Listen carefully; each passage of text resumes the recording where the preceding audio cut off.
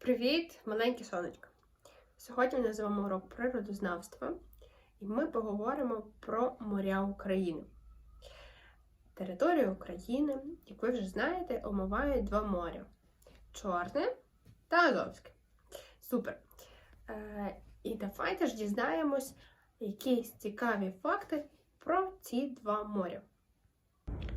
Однією з цікавих фактів є те, що найглибша точка моря розташована на півдні від Ялти. Також цікавим є те, що в Чорному морі проживає близько 2,5 тисяч видів тварин. Для порівняння, в Середземному морі їх близько 9 тисяч. Головною рисою Чорного моря є й те, що в ньому відсутнє життя на глибині від 150 метрів через насиченість води сірководним.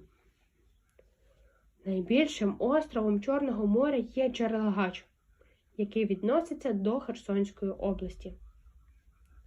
Азовське море є наймілкішим в світі. Його середня глибина всього 8 метрів, а максимальна – 14. В водах Азовського моря дуже мало солі. Через це воно дуже швидко замерзає.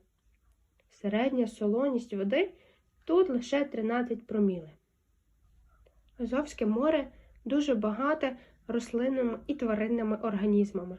По кількістю риби на таку площу Азовське море в 6,5 разів перевищує Каспійське та в 40 разів Чорне море.